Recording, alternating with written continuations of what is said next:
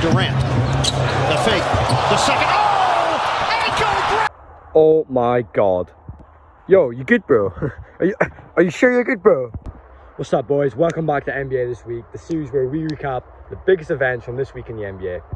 Obviously, by the start of this video, you've seen KD has probably the nastiest and most disrespectful ankle breakers I've seen since James Harden did it against the Clippers. Like, bro, he's literally just, oh my god, bro did the splits, like, Commiserations to Daniel Gafford, commiserations. You are a solid NBA player, but that's just unlucky, mate. At least it was to KD. At least you didn't get, like, that happened to, you know, some bench player. You know, at least it was KD. Luka Doncic, once again, just putting up 2K numbers. That man is still getting 30 points every game. The Mavericks are somewhat, I wouldn't say struggling. It's just, they need to find their rhythm, and, you know, Luka is just popping off still.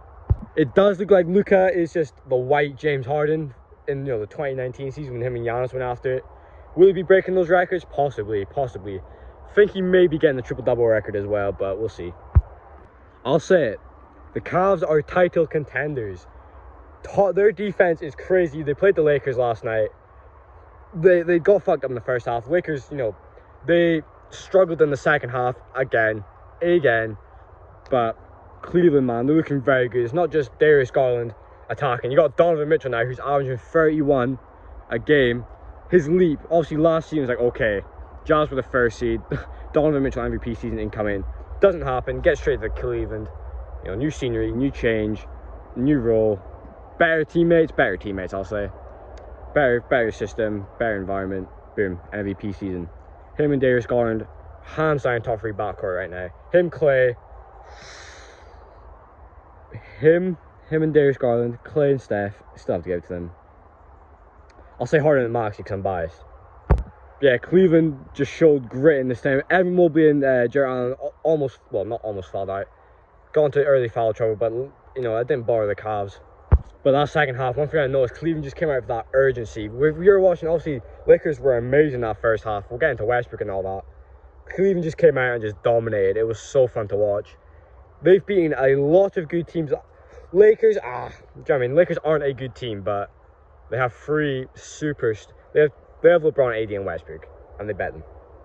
So if you're a Cleveland fan, you should be feeling very hopeful. I do think they will keep this up. Obviously, you know, Milwaukee, fucking hell, man. Milwaukee is 9-0.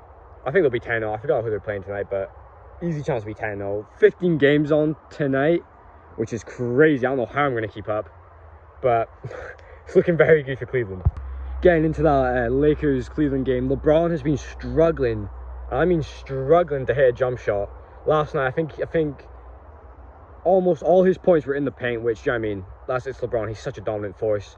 And if it works, keep doing it. But yeah, LeBron's jump shot. He hit that nice free, you know, in the second half. That was really fun to see. But yeah, him and AD are just struggling to hit their jump shots. You know, spacing-wise, that's not good, especially when everyone knows your game plan. And when you're playing Cleveland, when they have the defense that they have, especially in the paint. You know what I mean? It was inevitable they were going to lose this game. AD, he only had 19, but he was aggressive to start the game, had some good screens, some stupid turnovers, and he was getting into foul trouble. You know, kind of, not really cost them the game. Well, I guess it did, but I don't know, they were still kind of outmatched, which is crazy to say. LeBron and AD getting outmatched. Russell Westbrook, though, is... Russell Westbrook is back. Ever since he came off the bench, he started playing a bit less selfish. He had 10 points in 3 minutes coming off the bench. He's found his role. In this part of his career. Look at that spot, man. God damn. He's found his role in his career so far. So aggressive. He's just being Russ. Hitting threes, hitting jump shots. Watching the game, it's so fun to watch, man. I was watching, I was like I couldn't stop laughing. It's amazing to see. The crowd is loving it. Like, Westbrook is the Lakers' favorite player right now. Hands down. Obviously, Donovan Mitchell and Darius Garland, they did their thing. Darius Garland is getting chippy with LeBron. I love to see that. Fuck it. Fuck you. I don't care if you used to play for the Cavs. I don't care if you've won the only title for this team. Fuck you. Yeah, Donovan Mitchell, you know, Lakers were fouling a lot. Pretty much cost them the game, to be honest. The fouls, you know, Cleveland were always at the line at the offense. Not always, you know what I mean? You get what I mean. Yeah, kind of cost them. Lakers need to sort out their fouling. Obviously, the Warriors just continue to struggle. I did make a video on them yesterday, so I won't go in too deep. But obviously, I do think they will overcome it. A lot of people are saying trade Jordan Poole. I don't know. If it gets to like near the trade deadline, you know, maybe figure out. I did see on Twitter, obviously Bill Simmons, Jeremy, I don't know how much of a reliable source he is. He is like, you know, well known in the NBA community, but he said AD is open. Lakers are open to trading AD. To be honest, I would 100%, but I don't think LeBron would let that happen. So I think even reporting that's a bit stupid. But hey, there's been many situations, you know, they call him a madman and it happens. Do you know what I mean? I'm not saying that's off the books. It could happen. You know, if Lakers are in the playing hand, and it's like, yeah, okay, this AD thing needs to go. Which, think about that, man. Think about that.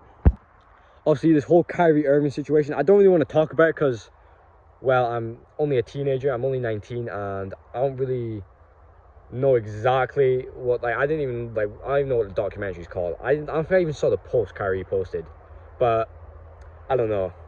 My thought process, obviously the Nets have, you know, suspended him, like, whatever. There always is something with Kyrie. Kyrie, I think he's a great human being, very, you know, evolved heavily. Stephen A. Smith said it perfectly. You've probably seen it, but I don't know what the Nets want him to do. It's like he said something awful. He just shared a post. That's the way I see it. Obviously, yeah, you have this. I think he probably has like 10 million followers on Instagram. Yeah, you probably shouldn't be posting that, but yeah, it shouldn't be on, you know, Amazon or whatever. I don't know. I think the media just wants to, you know, paint these pictures on, you know, certain players, especially Kyrie.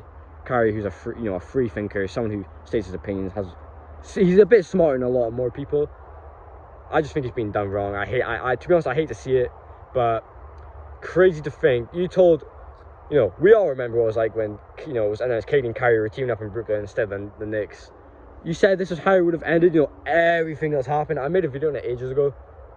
Like, you would have lost your mind, like, wow. But it's a shame to see. It's a tough one for me to say, but James Harden's out for a month. Embiid's, like, in and out as well. He obviously had, I think it was an illness he was dealing in the offseason. But hey, Tyrese Maxey's about to pop off, so I don't care. Yeah, Harden injury, man. I think we're done, to be honest. Obviously, yeah, we can definitely still. We're not. I don't think we're winning a championship with, you know, James. Not saying that, you know, Harden's bad. It's just this window's weird. To be fair, yeah, we can definitely still do it, but I don't think we will, to be honest. I think there's a lot better teams. Obviously, yeah, injuries can happen, unexpected moments can happen. Do you know what I mean? The Phillies and Eagles, like, I'm not a huge baseball fan, but like, do you know what I mean? If a Philadelphia team, I support all the Philadelphia teams, but I only pay attention to the Eagles and the Sixers. Obviously, I didn't expect the Eagles to start 8-0, so anything's possible, but yeah, James Harden's at that point of career, he's getting a bit injured. I think Nbatw can definitely still win a championship here, but I think, you know, in a few years, I think we still got to be patient. Paolo Banchero, this guy is one of the best rookies I've ever seen since probably Luka. He's had 196 points for his first 9 games, which is, I'm pretty sure it's the most by any player. This guy is him. It's been like 10 games, bro. Rookie of the year, I think he has to be an all-star. This guy is literally, like, look at him when he's on the floor. He looks like a vet. He looks like a vet. It's crazy. I think he'll definitely be an all-star this season. Like Luka as well. Luka should be an all-star in his first season. I think Paolo will he'll definitely get the votes. This guy's like crazy. But yeah, he's such an all-around well player. He's doing moves, like, the moves he's doing is like, wow, this guy's a rookie. This guy's 10 games into his NBA career, or 9, whatever. Mental. Bowl 2, finally. Jesus Christ. I think I said it in the video earlier. He's finally been given the minutes. Being like, he's blocking shots, hitting nice jumpers. You know, he's playing well. This guy was on the Nuggets, and I can't believe he was never being played. But yeah, he's getting some ridiculous stat lines up. He is a unicorn. SGA, Shea, just this man is him. OKC, he's one of the most talented and most skillful players in the NBA. 30 points, 1 block, and 2 steals per game. Only players to have those stat lines in a season is MJ and D Wade. What? Yeah, he's putting up ridiculous now. I think he's averaging 32. He's scored like, do you know what I mean, 30. He's scoring like 37 every other night. Leading OKC to big wins. Who, to be honest, I feel like they're just trying to get wins on the board, get points on the board, and they'll get that experience for, you know, when Chet comes back. Maybe they get a good draft pick, get lucky in the lottery, and they just completely take over the league, which is very possible. They have all those picks. I mean, they trade that for another star, and, you know, they're good, you know, depth that they have, you know, young player depth that, you know, say not Bradley Beal. I mean, some player wants out. It's like, okay, we'll take these young players and a lot of picks. Now, De'Aaron Fox hits one of the biggest game winners, craziest game winners I've ever seen since. Kawhi's. Sorry, it hurts. Anyway, I watched the highlight. I was like, oh, De'Aaron Fox game winner. I watched it. I'm like, oh my fuck. Also, I was not watching that game. I'm not watching Magic versus the Kings at like 3 in the morning. No way. But De'Aaron Fox has been him this season. He's growth. It's like John Morant. The 3-point elevation. Come on, bro. You saw that shot from the logo. To take that shot from the logo. Yeah, it was a tied game. So if he missed, whatever. Or was it a tied game? I don't remember. But regardless, he took that shot. Big balls, do you know what I mean? Big balls to take that shot and he swishes it. Mental shot. Acts like he didn't phase him. Such a crazy shot. He's been playing very well this season. Definitely an all-star this season so far. Obviously small sample size. You know, all-star voting doesn't happen for like another few months. But I think he will keep it up.